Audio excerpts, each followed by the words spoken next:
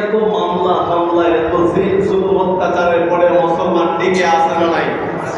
জোরে বলেন আছে না নাই? কাউকে ভয় করেছে? ভয় করেছে?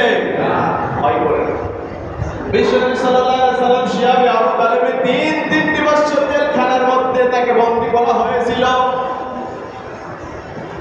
তিনটি বছর বিশ্বনবী মুহাম্মদ সাল্লাল্লাহু আলাইহি সাল্লামকে শিয়াবে আবু তালেবে যখন জেলখানার মধ্যে বন্দী করে রেখেছিল, সাহাবায়ে কেরামদেরকে যখন বন্দী করে রেখেছিল, তিন বছর পর বিশ্বনবী সাল্লাল্লাহু আলাইহি সাল্লাম সহ সাহাবায়ে কেরামরা যখন বাইরে চলে আসলো, এরপরে কি বিশ্বনবী সাহাবায়ে কেরামরা কি বলেছিল যে না, আমরা আর আল্লাহর দলের কর্মী হতে চাই না, কারণ আল্লাহর দলের কর্মী হতে গেলে জেল কাটতে হবে।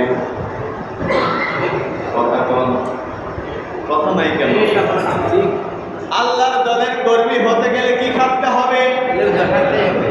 জেল খেটেছিলেন বিশ্বনবী মুহাম্মদ সাল্লাল্লাহু আলাইহি ওয়াসাল্লাম। বিশ্বনবী ভয় করেছিলেন একমাত্র কেবলমাত্র মহান রব আল্লাহকে, আর সেই আল্লাহকে ভয় করে তিনি তিনটি বছর জেল খেটেছিলেন। সাহাবায়ে কেরামরা জেল খেটেছিলেন, সাহাবায়ে কেরামরা জীবন দিয়েছেন কোরআনের জন্য, ইসলামের জন্য, আল্লাহর দলটাকে দুনিয়াতে টিকিয়ে রাখার জন্য। বিশ্বনবীর দাম মোবারক শহীদ হয়েছেন, মাথায় লোহার টুপি ঢুকে গিয়েছিল। বিশ্বনবী সাল্লাল্লাহু আলাইহি সাল্লাম তায়েফের ময়দানে রক্ত ঝরিয়েছিলেন, সাহাবায়ে কেরামরা শাহাদাত বরণ করেছেন, সাহাবায়ে কেরামরা জীবন দিয়েছেন, রক্ত দিয়েছেন। এরপরে বাতিল শক্তির কাছে আপোষ করে নাই, তাদের সামনে মাথা নত করে নাই। কথা বলেন ঠিক কিনা? একমাত্র কেবলমাত্র আল্লাহকে ভয় করেছেন, আর সামনের দিকে তারা অগ্রসর হয়েছেন, পিছনের দিকে তাকানোর সুযোগ কোনোদিন তাদের হয় নাই। যার কারণে আল্লাহ রাব্বুল আলামিনের বিজয় তারা ছিনিয়ে নিয়ে এসেছিলেন। কথা বলেন ঠিক কিনা? তদ্রূপ আজকের জমিনেও দেখা গেল শাপলা চত্বরে আলেমদেরকে নির্দ্বিধায় গুলি করে রাতের অন্ধকারে হত্যা করা হলো। এরপরে মুসলমানদেরকে ঠেকানো সম্ভব হয়েছে? না, হয় নাই। ইমানদার ওলামায়ে কেরামদেরকে জেলখানায় বন্দী করেও মুসলমানদেরকে দামায় রাখা যায় নাই। ফাঁসির মঞ্চে যেও বিনা অপরাধে ফাঁসির মঞ্চে নিয়ে যেও ফাঁসি দেওয়ার পরেও মুসলমানদেরকে একটা মাত্র কেবলমাত্র শুধুমাত্র পিছনের দিকে তাকানোর সুযোগ করে দিতে পারে না। এই কথা বলেন ঠিক কিনা? সব সময়ের জন্য মুসলমানরা সামনের দিকে অগ্রসর হয়েছে, আর একমাত্র কেবলমাত্র আল্লাহকে ভয় করেছে, যার কারণে রক্ত জমিনে যখন পড়েছে ইসলামের বিজয় আসতে শুরু করেছে।